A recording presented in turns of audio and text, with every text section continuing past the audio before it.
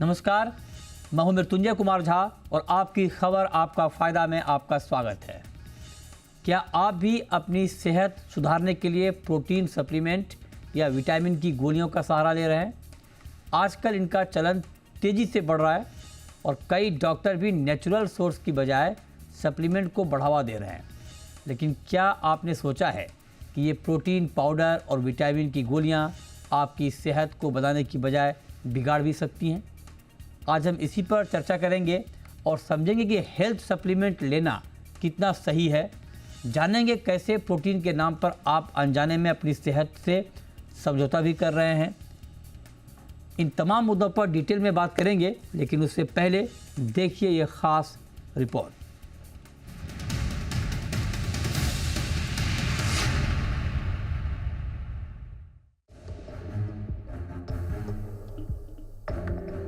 Noida police ने सोमवार देर रात सेक्टर 63 की एक फैक्ट्री से फेक प्रोटीन की एक बड़ी खेप पकड़ी।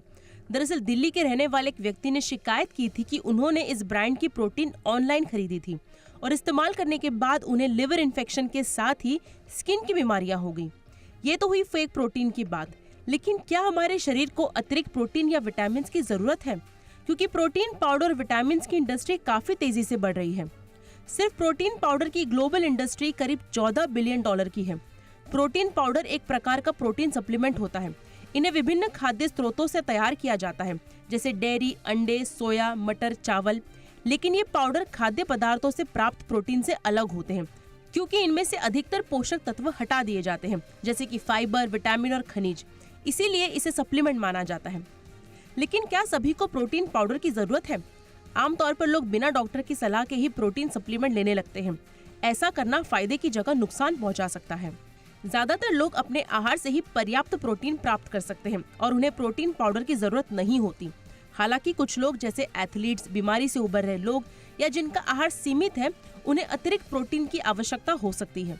इसके अलावा जिनके पास पर्याप्त मात्रा में प्रोटीन खाने की क्षमता नहीं है या जिनका एपेटाइट नहीं है, उनके लिए भी उपयोगी हो सकता है। लेकिन सभी के लिए प्रोटीन सप्लीमेंट जरूरी नहीं है। बिना डॉक्टरी सलाह के प्रोटीन सप्लीमेंट लेना फायदे की जगह नुकसान पहुंचा सकता है। अधिक प्रोटीन का सेवन हमेशा फायदेमंद नहीं होता। अतिरिक्त प्रोटीन से सिर्फ अधिक कैलोरी मिलती है, जो शरीर में जमा हो सकती है। अत्यधिक प्रोटीन पेट की समस्याओं जैसे गैस, सूजन और दस्त का कारण बन सकता है। ऐसे में जरूरी है कि आप डॉक्टर की सलाह लें और अपने प्रोटीन सेवन को संतुलित रखें और भोजन से प्रोटीन प्राप्त करने की कोशिश करें। प्रोटीन सप्लीमेंट्स की तरह ही विटामिन लेने का चलन भी तेजी से बढ़ रहा है। आमतौर पर एक स्वस्थ इंसान को सभी विटामिन और मिनरल्स फलों, सब्जियों, डेयरी प्रोडक्ट्स और अनाज से मिल जाते हैं। लेकिन कई बार शरीर को अतिरिक्त विटामिन की जरूरत होती है और ऐसे में जरूरी है कि खुद विटामिन की गोलियां लेने की जगह डॉक्टर की सलाह जरूर लें। किशोर उम्र के बच्चों को कैल्शियम और विटामिन डी की भरपूर मात्रा में जरूरत होती है। पर्याप्त मात्रा में कैल्शियम लेने से उनकी हड्डियां मजबूत रहती हैं। जैसे जैसे उम्र बढ़ती है, शरीर को अलग अलग विटामिन की जरूरत होती है। दरअसल कई रिसर्च में पता चला है कि भोजन में पाए जाने वाले विटामिन शरीर में गोलियों, पाउडर या लिक्विड के रूप में लिए जाने वाले विटामिन की तुलना में बेहतर तरीके से काम करते हैं। इसके अलावा कुछ विटामिन और मिनरल सप्लीमेंट के साइड इफेक्ट हो सकते हैं, या अगर आपको कुछ स्वास्थ्य संबंधी समस्याएं हैं तो वो उन समस्याओं को और बढ़ा सकते हैं। ऐसे में जरूरी है कि सप्लीमेंट के तौर पर प्रोटीन पाउडर या विटामिन लेने से पहले डॉक्टर की सलाह जरूर लें। ब्यूरो रिपोर्ट, जी मीडिया। और आज की इस चर्चा में हमारे साथ डॉक्टर्स का एक खास पैनल है। हमारे साथ जुड़ रहे हैं doctor Harshal Salve, additional professor community medicine, AIIMS. हमारे साथ हैं डॉक्टर प्रत्यक्ष भारद्वाज, न्यूट्रिशनिस्ट। हमारे साथ हैं doctor Sachin Bhosale, senior consultant orthopaedics and joint replacement surgery, Fortis hospital के। आप तीनों का बहुत स्वागत है। और ये बहुत महत्वपूर्ण मुद्दे पर आज हम चर्चा कर रहे हैं कि क्या हेल्थ सप्लीमेंट लेना हेल्थ के लिए ठीक है। तो मेरा सबसे पहला सवाल आपसे होगा डॉक्टर हर्षल साल्वे जी, आप जरा बताइए कि पहले मैं प्रोटीन पाउडर से शुरुआत करता हूँ। इसका चलन बहुत तेज़ी से, खास करके जो लोग जिम जाते हैं वहाँ पे बहुत धड़ल्ले से इसका इस्तेमाल होता है। क्या प्रोटीन पाउडर का इस्तेमाल करना ठीक है? नमस्कार। सबसे पहले धन्यवाद आपके शो में मुझे अपनी बात रखने देने के लिए। प्रोटीन पाउडर का चलन क्यों बढ़ रहा है? सबसे पहले इसके पीछे बात जो है मार्केटिंग। जिस तरह से हम आज के युग की बात करते हैं, सब कुछ मार्केटिंग डिसाइड करता है। क्या हम खाते हैं, क्या हम पहनते हैं, कहाँ हम रहते हैं, किस तरह की हमारी जीवन शैली है, ये मार्केटिंग डिसाइड करता है। दूसरी चीज़ जो अभी पिछले 3-4 वर्षों में पाई गई है, देखी गई है, जो लोगों का बिहेवियर निर्धारित करती है, वो है सोशल मीडिया। जो influencers through various social media हम देखते हैं कि काफ़ी ज़्यादा यूथ पर्टिकुलरली और बाकी भी एडल्ट और एल्डरली लोग भी इन्फ्लुएंस हो जाते हैं कि जो हम सोशल मीडिया पे देखते हैं। तो इन 3-4 चीज़ों के वजह से बहुत सारी हमारी लाइफस्टाइल जो है लाइफस्टाइल में बहुत सारे बदलाव आ रहे हैं। अभी प्रोटीन सप्लीमेंट की ज़रूरत है या नहीं? हमने अगर हमारा डाइट देखें, इंडियन डाइट देखें, तो ज़्यादातर हमारा इंडियन डाइट जो है, ट्रेडिशनल डाइट जो है, जो ज़्यादातर लोग खाते हैं, ये कार्बोहाइड्रेट मेजर डाइट होता है। इसमें कार्बोहाइड्रेट की मात्रा ज़्यादा होती है। अगर हम देखें जो रिकमेंडेशंस है नेशनल इंस्टीट्यूट ऑफ न्यूट्रिशन की बैलेंस डाइट की, उसमें 60 to 70% कार्बोहाइड्रेट होना चाहिए, 10 to 15% प्रोटीन होना चाहिए और रिमेनिंग हमारा फैट का सोर्स होना चाहिए। सो प्रोटीन रिक्वायरमेंट कार्बोहाइड्रेट के बाद आती है। तो जैसा कि हमारा diet and most of the time हमारा जो डाइट है वो कार्बोहाइड्रेट रिच है, तो प्रोटीन की मात्रा वैसे ही कम होती है। इसके वजह से इस चीज़ को ध्यान में रखते हुए ज़्यादातर लोग इसका फ़ायदा मार्केटिंग के ज़रिए प्रोटीन सप्लीमेंट्स और बाकी वे पाउडर और प्रोटीन पाउडर को मार्केट करने के लिए इस्तेमाल करते हैं। तीसरी चीज़ ये है, क्या हम इसकी रोकथाम कर सकते हैं? क्या हम प्रोटीन जो नेचुरल सोर्सेज से अवेलेबल है, क्या हम उसको बढ़ावा दे सकते हैं, उसको खा सकते हैं और उससे हमारा डिफिशियंसी कम कर सकते हैं? तो हाँ, बिल्कुल। हमारे जो भी हमारा घर पे खाना बनता है, जो भी प्रोटीन युक्त पदार्थ होते हैं, जैसे कि मांसाहार हो गया, दालें हो गई, नट्स हो गए, इसकी मात्रा का इसकी सेवन अगर हम अप्रोप्रिएट तरीके से अप्रोप्रिएट मात्रा में करें, तो हम जो प्रोटीन की रिक्वायरमेंट है बॉडी की 1 ग्राम पर केजी जो एडल्ट की रिक्वायरमेंट होती है, उसको अच्छी तरीके से उसको फुलफिल कर सकते हैं। तो बैलेंस डाइट होना बहुत ज़्यादा ज़रूरी है। फिर हमें सप्लीमेंट लेने की ज़रूरत नहीं पड़ सकती है। लेकिन कुछ कुछ कंडीशंस ऐसी होती है, जैसे कि कोई बीमारी हो, इम्यूनो डिफिशियंसी हो, बच्चों में माल न्यूट्रिशन हो, इन चीज़ों में हम प्रोटीन सप्लीमेंट्स या फिर विटामिन सप्लीमेंट्स हम देने की आवश्यकता पड़ सकती है, जो कि मेडिकल प्रैक्टिशनर्स इसको एडवाइस देते हैं। सो कोई भी सप्लीमेंट हमें मेडिकल प्रैक्टिशनर्स के एडवाइस के बाद ही लेना चाहिए, क्योंकि कोई भी एक्सटर्नल चीज़ हम लेते हैं, उसका साइड इफेक्ट कम या ज़्यादा मात्रा में अभी नहीं तो आगे कभी भी हमारे शरीर पे देखा जा सकता है। ये आपने बहुत डिटेल में बताया। अब डॉक्टर प्रत्यक्ष, आपसे मैं समझना चाहता हूँ, क्योंकि आप न्यूट्रिशन को ठीक तरीके से समझते हैं, जानते हैं। आप ज़रा बताइए कि न्यूट्रिशन का रोल, कई बार ये होता है कि जैसे मान लीजिए किसी के बॉडी में कैल्शियम की कमी है तो वो कैल्शियम की गोली खाते हैं, या आयरन डेफिशिएंसी है तो आयरन की गोली खाते हैं, प्रोटीन लेते हैं। क्या इसके बदले अगर नेचुरल जो सोर्स है प्रोटीन का, आयरन का, कैल्शियम का, उसके ज़रिए इसको कंपनसेट हम नहीं कर सकते हैं? क्या ये दवा, ये गोली लेना ज़रूरी है? देखिए, मैं आपको बताता हूँ, यहाँ ना 2 चीज़ें हैं जाजी, कि एक तो प्रिवेंशन और एक क्योर। यानी कि हम लोग अक्सर एक लाइन सुनते आ रहे हैं कि prevention is better than cure. अगर जो विटामिन की कमी आ चुकी है, उदाहरण के लिए अक्सर लोगों में आजकल विटामिन डी, विटामिन बी की कमी पाई जाती है। मैं अभी एक लास्ट प्रोग्राम पे भी था जिसमें विटामिन डी के ऊपर बात हुई। तो अक्सर लोगों में ना ये विटामिन्स की कमी मोस्टली देखी जा रही है, क्योंकि धूप वगैरह में लोग नहीं जाते, बाहर एक्सपोजर नहीं है, पोल्यूशन की वजह से, खाने के अंदर जो है पर्याप्त मात्रा में विटामिन मिनरल्स ना जाने की वजह से। तो अगर जो किसी को विटामिन की डेफिशिएंसी है, तो सप्लीमेंट लेना जरूरी है, या फिर आप जो है ना फोर्टिफाइड फूड का जो है नियमित मात्रा में रूटीन में अपनी डाइट में जोड़ना जरूरी है। पर अगर जो आपको विटामिन की कोई डेफिशिएंसी ही नहीं है, तो खामा में विटामिन डी या बी लेना ठीक नहीं है। जैसा भी डॉक्टर साहब ने भी बताया कि अगर जो विटामिन की डेफिशिएंसी है तो उनके लिए टेस्ट है, उनके एक पर्टिकुलर एक निर्धारित रेंज है कि इतनी से इतनी सीमा के बीच में विटामिन डी होना चाहिए या विटामिन बी होना चाहिए। अगर जो उस सीमा से ज्यादा जाता है या उस सीमा से कम होता है, दोनों ही परिस्थितियों के अंदर गलत है। और अमूमन अपने ही मन से किसी ने सलाह दी, नहीं, ये जो आप कह रहे हैं सर, ये जो आप कह रहे हैं ये बहुत ज़रूरी बात है, इसीलिए मैं चाहता हूँ इसमें थोड़ी और क्लियरिटी आए। आप कह रहे हैं कि अगर किसी के अंदर डिफिशियंसी है तो उनके लिए लेना ठीक है। हाँ, लेकिन मैं इस पर जरा मैं लेट मी कंप्लीट कि उसके लिए ना बकायदा टेस्ट है, विटामिन डी और बी का टेस्ट कराए जाते हैं, राइट, डॉक्टर्स मोस्टली प्रिस्क्राइब करते हैं, तो उसके हाँ, हिसाब से विटामिन सजेस्ट किए जाए। ठीक बात है। ये जो आप विटामिन कह की रहे वजह हैं, से अदर बीमारियां भी हो जाती हैं। Right sir, right. तो ये बात जो कह रहे हैं, मैं इसी पर डॉक्टर हर्षल से थोड़ी क्लैरिटी लेना चाहता हूँ।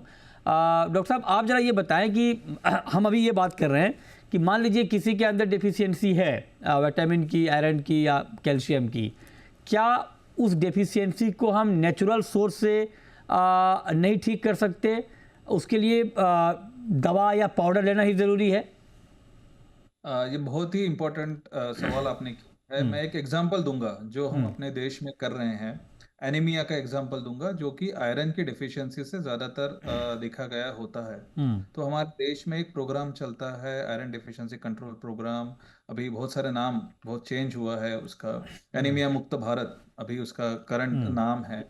तो इस एनीमिया मुक्त भारत में हम हर प्रेग्नेंट वुमेन को अगर वो एनीमिक नहीं भी है तो भी उनको हम आयरन कैप्सूल देते हैं, टैबलेट देते हैं। अगर एनीमिया है उसे, तो हम उसको ज्यादा डोज उसका बढ़ा के देते हैं। ये पूरे देश में प्रोग्राम चल रहा है, काफी सालों से चल रहा है। तो यहाँ जैसे कि मैं एग्जांपल इसलिए दे रहा हूँ क्योंकि यहाँ जरूरत है। आयरन की रिक्वायरमेंट प्रेगनेंसी में बढ़ती है, प्रेगनेंसी में जरूरत ज्यादा होता है, तो इसलिए हम सप्लीमेंट देते हैं, तब देना जरूरी है। दूसरा, बच्चों में जैसे अगर किसी को हम विटामिन डी की डिफिशियंसी की बात करें तो रिकेट्स एक बच्चों में काफी देखा जाता है, विटामिन डी डिफिशियंसी की वजह से होने वाली बीमारी है। अगर विटामिन डी की डिफिशियंसी है तो विटामिन डी का सप्लीमेंट दवाई के रूप में देना पड़ेगा, चाहे वो सैशे हो, चाहे वो गोली हो, चाहे वो सॉल्यूशन हो। लेकिन इसमें एक राइडर ये है, इसमें एक चेतावनी या फिर एक गाइडलाइन ये हो रहेगी कि ये सब मेडिकल प्रैक्टिशनर्स के बताने के बाद देना चाहिए। हाँ, जब भी मेडिकल प्रैक्टिशनर ये प्रिस्क्राइब करता है तब सप्लीमेंट लेते हैं। हम ये देखते हैं कि लोग ओवर द काउंटर जिसको कहते हैं, फार्मेसी में जाते हैं, ले लेते हैं। थोड़ा सा बुखार हुआ, विटामिन ए ई ले लिया ताकि उसमें एंटीऑक्सीडेंट है, ऐसा कहते हैं। विटामिन बी कॉम्प्लेक्स हम एक रेगुलर स्टेपल दवाई की तरह लोग लेते हैं, कुछ भी हुआ तो बी कॉम्प्लेक्स खाना है। तो ये एक सही प्रैक्टिस नहीं है, ये सही चलन नहीं है। हमें कोई भी विटामिन, और मेरी डॉक्टर से भी ये गुजारिश है आपके माध्यम से कि अगर जरूरत हो तभी तभी हम प्रॉपर तरीके से असेस करें, और तभी हम मल्टीविटामिन का या फिर मिनरल का रिक्वायरमेंट जांच करके उनको उसका सप्लीमेंट का प्रिस्क्रिप्शन करें। ये शो इसलिए हम उन डॉक्टर्स के लिए भी कर रहे हैं जो कई बार जल्दबाजी में लिख देते हैं कि हाँ आप इस तरह की दवा लें, तो उनके लिए भी ये शो है। अब मैं आता हूँ सचिन सर आपके पास। आप चूँकि ऑर्थोपेडिक हैं, आप जरा हमें ये बताइए, कई बार जब बोन की समस्या होती है तो कैल्शियम की दवा दी जाती है, कैल्शियम का टेबलेट दिया जाता है। मैं जानना चाहता हूँ कि क्या कैल्शियम की दवा टेबलेट ज़्यादा इफ़ेक्टिव है, ज़्यादा कारगर है, या फिर अगर उसका नेचुरल सोर्स के जरिए कैल्शियम की पूर्ति की जाए तो वो ठीक है? आपके हिसाब से आप क्या रिकमेंड करेंगे? जी, कैल्शियम और विटामिन डी हाथ में हाथ लेके चलते हैं। हमें normally day to day life में अगर हमारा हेल्थ अच्छा है, हम एक्सरसाइज करते हैं, हमारा डाइट अच्छा है, तो कैल्शियम की गोली लेने की जरूरत पड़ती नहीं है। लेकिन कभी कभी कुछ सर्कमस्टांसेस ऐसे होते हैं जब कैल्शियम की गोली लेना पड़ता है। जैसे लेडीज आफ्टर मेनोपॉज के बाद में सब लेडीज को, या तो 60 इयर्स के बाद में सब आदमी लोगों को अगर कुछ डेफिशिएंसी हो, अगर ऑस्टियोपोरोसिस या प्रूवन फ्रैक्चर हो, तो फिर कैल्शियम की गोली लेने से फायदा होता है। फिर भी मैं सबको कैल्शियम की गोली नहीं देता हूँ। कैल्शियम का एब्सॉर्प्शन अपने पेट में से होता है विटामिन डी से। विटामिन डी कोई भी डाइट में अवेलेबल नहीं होता है, उसको हमें सिर्फ सनलाइट एक्सपोजर से मिलता है। जो लोगों को सनलाइट एक्सपोजर नहीं मिलता है, जैसे ठंडे जगह पे रहते हैं, या तो बहुत सारा पोल्यूशन है, या दिन भर ऑफिस में बैठे रहते हैं, या तो पूरे कपड़े से बदन ढका रहता है, तो उनको भले कितना भी बोलो तो भी सनलाइट एक्सपोजर नहीं मिल सकता, और साथ साथ में कैल्शियम एब्सॉर्प्शन के लिए एडिशनल विटामिन डी सप्लीमेंटेशन देना पड़ता है। मेजॉरिटी ऐसे यंग लोग आते हैं मेरे पास जिनको इधर दर्द उधर दर्द, कभी थोड़ा सा गिरने से फ्रैक्चर हो जाता है।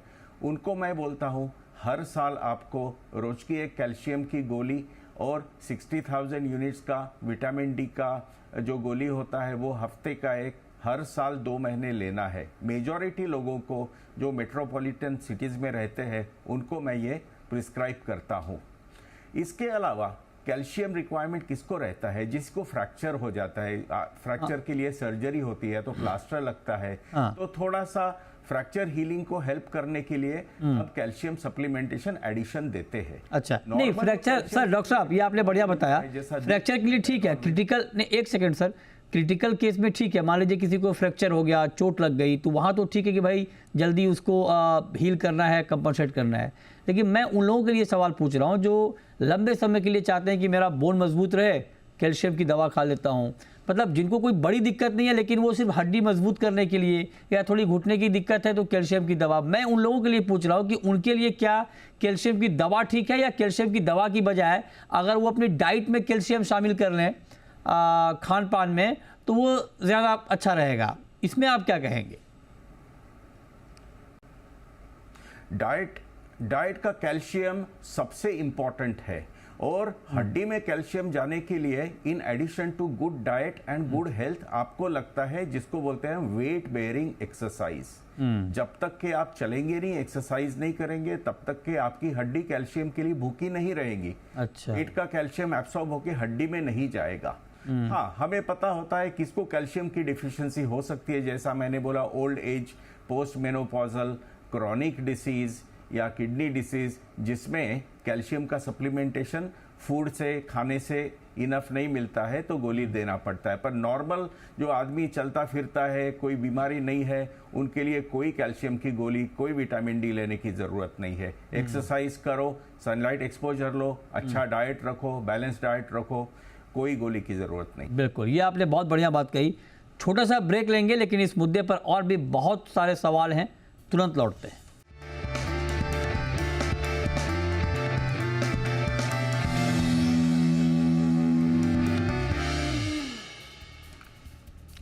ब्रेक के बाद भी हमारी खास चर्चा जारी है और हम आपको बता रहे हैं कि हेल्थ सप्लीमेंट लेना कितना सही है, कितना ज़रूरी है। हमारे साथ तीनों डॉक्टर यहाँ पर मौजूद हैं। अब डॉक्टर हर्षल, मैं आपसे जानना चाहता हूँ सर कि अब प्रोटीन पाउडर की जैसे हमने बात की, अब मैं उन लोगों के लिए सवाल आपसे पूछ रहा हूँ जो जिम जाते हैं और प्रोटीन पाउडर का इस्तेमाल करते हैं कि प्रोटीन अच्छी तरह से बॉडी में हो, बॉडी बने, उनके लिए आप क्या सुझाव देंगे? क्या उनके लिए लेना ठीक है या उनको अवॉइड करना चाहिए? ये बड़ा ही स्पेसिफिक सवाल है जो आपने किया है, जिसको पर्टिकुलर सवाल कहते हैं। प्रोटीन की रिक्वायरमेंट मसल बिल्डिंग की तरह होती है। जो प्रोटीन शरीर में मसल बिल्डिंग का काम करता है, सेल बिल्डिंग का काम करता है, इम्यूनिटी बढ़ाने का काम करता है। तो जो भी इस प्रोफेशन में है, स्पोर्ट्स में है, बॉडी बिल्डिंग में है, उनकी प्रोटीन की रिक्वायरमेंट भी ज्यादा होती है। तो आपने देखा होगा अब ये प्रोटीन की रिक्वायरमेंट कैसे फुलफिल करें? या तो नेचुरल सोर्सेस जो हमारे खान पान में प्रोटीन ही खाएं, उसे मांसाहार हो सकता है, अंडों का सेवन हो सकता है, जिसमें एनिमल प्रोटीन जिसकी बात करते हैं, जो ज्यादा, जिसकी बायोअवेलेबिलिटी ज्यादा होती है। यानी दो चीज मेरे ख्याल से देखना यहाँ जरूरी है, जो हम खाते हैं और उसमें से कितना एब्सॉर्ब होता है, शरीर में कितना जाता है। राइट। तो जो प्रोटीन की जब तक हम बात करते हैं तब तक जो एनिमल प्रोटीन होती है वो ज्यादा मात्रा में एब्सॉर्ब होता है। तो जब भी आपको प्रोटीन की रिक्वायरमेंट ज्यादा है प्रोफेशनली, तो आपको या तो आप डाइट के तौर पर उसे इस्तेमाल कर सकते हैं। लेकिन आजकल जैसे मैंने कहा, फास्ट फूड का चलन है, फास्ट लाइफस्टाइल का चलन है, सबको रिजल्ट जल्दी चाहिए। कितना लॉन्ग टर्म उसका इम्पैक्ट हो उसका ज्यादा कोई ध्यान रखता नहीं है, जल्दी रिजल्ट चाहिए। तो इसलिए हम ज्यादातर अभी देख रहे हैं, स्पेशली यंगस्टर्स में, कि प्रोटीन पाउडर का डेली बेसिस पे सेवन करना शुरू है। अभी हम, जैसे मैं रिसर्च करता हूँ, रिसर्चर्स का माइंड सेट होता है कि किस तरीके के सप्लीमेंट का इम्पैक्ट किस तरह से शरीर पे हो रहा है, इसके लिए हमें कुछ साल लगते हैं इसको समझने के लिए।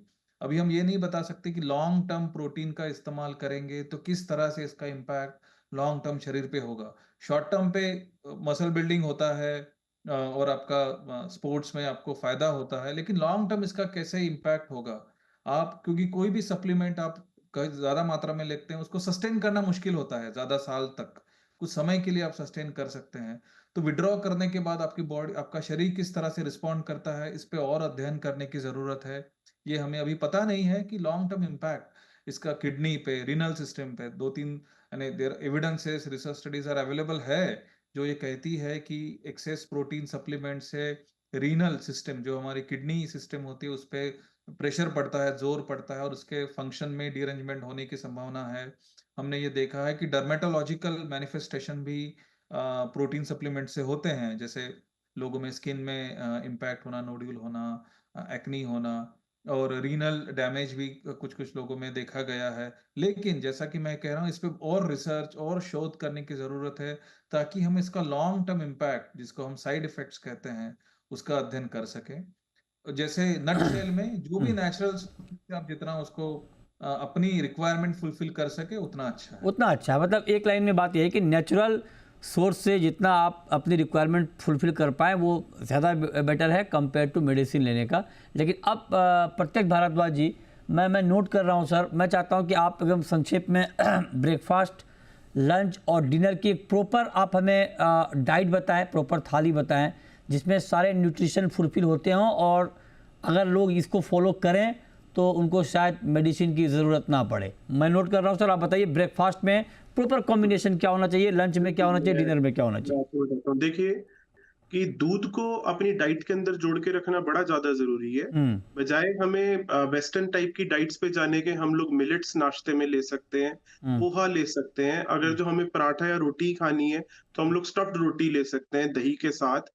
अगर जो कहीं भी लगता है कि पहले पास्ट में विटामिन की कमी रह चुकी है, तो हम लोग फोर्टिफाइड प्रोडक्ट्स को अपनी डाइट के अंदर जोड़ सकते हैं। आजकल बहुत सारे फोर्टिफाइड यानी कि विटामिन डी, बी, ए युक्त दूध और दही आजकल मिल रही है। मक्खन का सर सेवन एक मिनट रोकूंगा, एक मिनट रोकना चाहूँगा, एक मिनट रोकना चाहूँगा सर।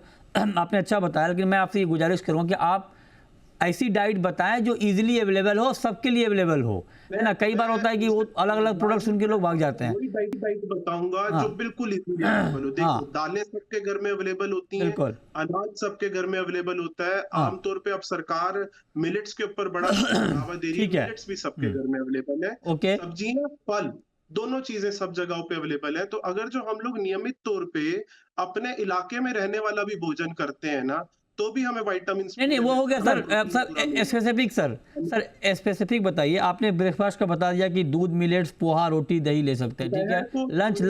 लंच में क्या होना चाहिए? हाँ जी, दोपहर हाँ, को थोड़े राइस, हाँ, दाल, हाँ, सब्जी, सलाद और हाँ, कोई भी एक एवरेज फल दोपहर और रात के बीच में शाम को ले सकते हैं।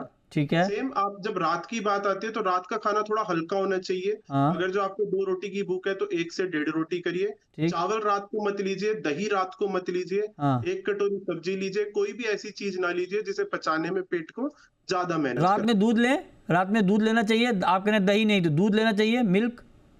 दूध सिर्फ नाश्ते में, दूध या दही को रात को सेवन नहीं करना चाहिए। अच्छा, दूध दही दोनों रात को लो। पचाने में बच्चों को भी नहीं सर? बच्चों को लोग आमतौर पर रात में देते हैं दूध, बच्चों को भी नहीं देना चाहिए? देना चाहिए। बच्चों के लिए तो देखिए, बच्चों के लिए एक अलग डाइट की जरूरत है। तो बच्चों को रात में दूध देना चाहिए सर? क्योंकि उनकी बॉडी की ग्रोथ होनी है, वो ग्रोथ पे है। बच्चों को देना चाहिए दूध रात में? रात में भी बिल्कुल, बच्चों को रात को भी दूध देना चाहिए और हाँ। नाश्ते में भी दूध देना चाहिए। ठीक है, ओके। तो ये प्रॉपर डाइट हो गई, ब्रेकफास्ट, लंच और डिनर। अब सचिन सर, आप जरा बताइए, हड्डी की बीमारी ना हो, मतलब बोन आपका दुरुस्त रहे, मजबूत रहे, इसके लिए आपकी टिप्स क्या है सर?